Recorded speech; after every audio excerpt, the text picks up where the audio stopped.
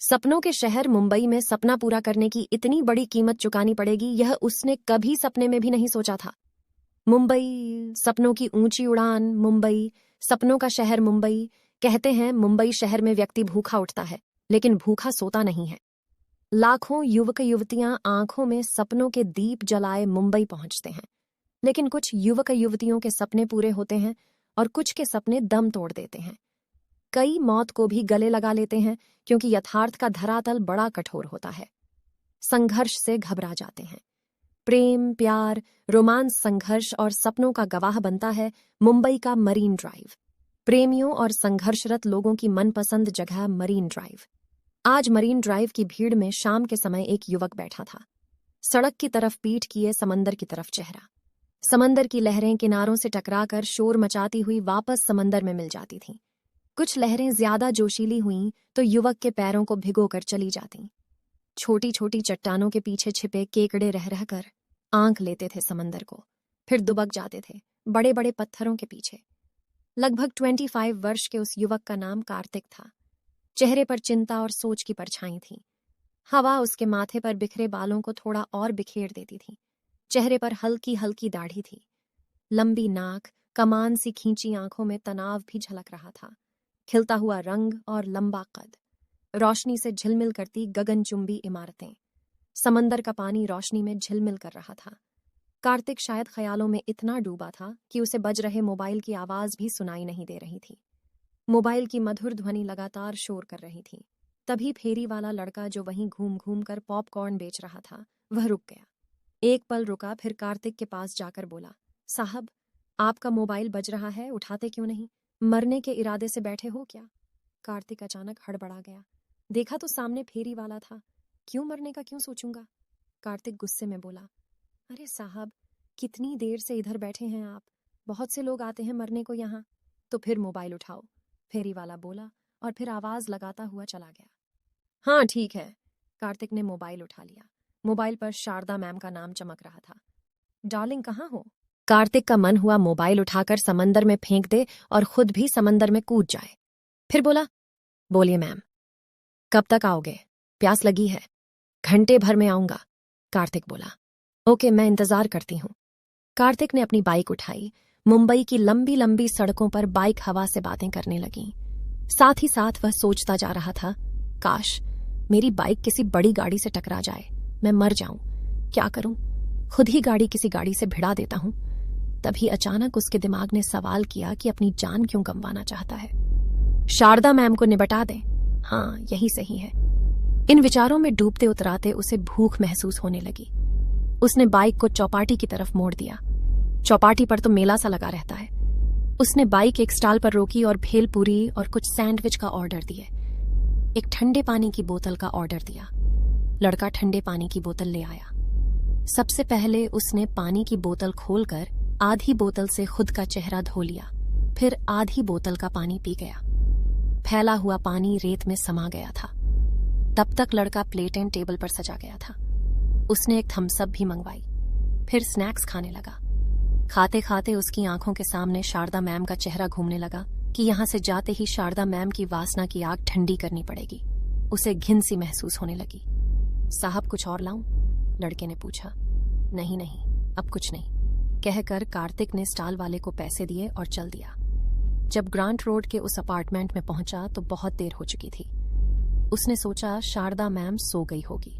3rd floor पर उसका घर था, 2nd फ्लोर पर शारदा मैम का। उस 7 माले के अपार्टमेंट प्लाजा में जीवन जाग रहा था। यूं भी मुंबई नहीं सोती। वह जल्दी जल्दी सीढ़ियां चढ़ने लगा। 3रे माले पर जाने के लिए लिफ्ट की क्या जरूरत? 2nd माला क्रॉस करने वाला ही था कि मोबाइल बज उठा। कहाँ पहुंचे डार्लिंग? शारदा मैम की आवाज आई। मजबूरन फिर वह 2nd माले पर फ्लैट नंबर 204 के सामने खड़ा था। चले आओ, दरवाजा खुला है तुम्हारे इंतजार में। शारदा मैम ड्राइंग रूम में ही सोफे पर अधलेटी थी। सामने शराब की बोतल थी, मतलब आधी बोतल पी चुकी है। कार्तिक घबराया। सोच क्या रहे हो? आओ, बची हुई शराब तुम्हारा इंतजार कर रही है। शारदा ने अपनी नाइटी को थोड़ा ऊंचा किया पैरों की तरफ से। मुझे नहीं पीनी शराब, कार्तिक बोला। कोई बात नहीं, मत पियो, आओ मेरी बाहों में, शारदा बेशर्मी से बोली। मुझे फ्री करो मैम, तुम्हारे कारण मैं टेंशन में हूं। कार्तिक गिड़गिड़ाया। मेरा वीडियो डिलीट करो। अरे हो जाएगा डिलीट वीडियो, आओ एंजॉय कर लो, कहकर शारदा उसे कंधे से पकड़कर बेडरूम में घसीट सी ले गई। लगभग घंटे भर बाद जब कार्तिक अपने घर जाने के लिए सीढ़ी चढ़ रहा था तो शर्म से गड़ा जा रहा था। फ्लैट की कॉल बेल पर उंगली रखता तब तक दरवाजा खुल गया था। माँ इंतजार कर रही थी। कार्तिक माँ से नजरें बचाता हुआ अपने रूम में चला गया। कार्तिक की माँ दीपा बेटे को परेशान देख बोली, बेटा बात क्या है, क्यों टेंशन में है? कुछ नहीं माँ, कार्तिक बोला। देख बेटा, तू रिश्ता टूटने से टेंशन में है। बहुत से रिश्ते आएंगे, रिश्ते तो बनते और बिगड़ते हैं। हो सकता है कहीं दूसरी लड़की का रिश्ता ज्यादा अच्छा हो। हालांकि टेंशन उनको भी था, लेकिन बेटे के सामने जाहिर नहीं करना चाहती थी। महीना भर पहले कार्तिक के रिश्ते के लिए लड़की वाले आए थे। सब फाइनल हो गया था। कार्तिक ने भी लड़की पसंद कर ली थी, लेकिन लड़की वालों ने अचानक बिना किसी कारण के रिश्ता तोड़ दिया। लेकिन कार्तिक जानता था कि लड़की वाले रिश्ता क्यों तोड़ रहे हैं। माँ अब मैं सोना चाहता हूँ, कार्तिक बोला। ठीक है बेटा, लेकिन टेंशन मत रख, जॉब ज्वाइन करने वाला है, उसी की चिंता कर, कहकर दीपा अपने रूम में चली गई। कार्तिक ने दरवाजा बंद किया और सीधा वॉशरूम में गया। बहुत देर तक नहाता रहा और रोता रहा, लेकिन आंसू पानी में मिलकर पानी जैसे ही हो गए। नहाकर आया तो थोड़ा सा मन हल्का था। कार्तिक बिस्तर पर लेटा तो लगभग साल भर पहले के वे पुराने दिन याद आ गए। संडे का दिन था। माँ और बाबूजी सुबह ही लोनावाला के लिए निकले थे। अगले 2 दिन वहीं रहने वाले थे। उनके एक फैमिली मित्र भी वहां परिवार आने वाले थे, तो इन 3 दिनों में कार्तिक फ्री था। जॉब के लिए कोशिश जारी थी। उसे पता था कि जॉब के बाद तो वहीं रूटीन लाइफ हो जाएगी, इसलिए वह 3 दिन अपने दोस्तों के साथ घूमने फिरने में बिताना चाहता था। वह कुछ साल पहले ही मुंबई आकर रहने लगे थे। बाबूजी का पुश्तैनी मकान आदि वाराणसी के पास गांव में था। बाबूजी वाराणसी में सरकारी जॉब में थे। कार्तिक इकलौता बेटा था। वह मुंबई में रहना चाहता था। जॉब के लिए भी वहीं कोशिश कर रहा था। इसलिए बेटे का मन रखने के लिए अपनी नौकरी के रिटायरमेंट के बाद ग्रांट रोड पर उन्होंने एक फ्लैट खरीद लिया था।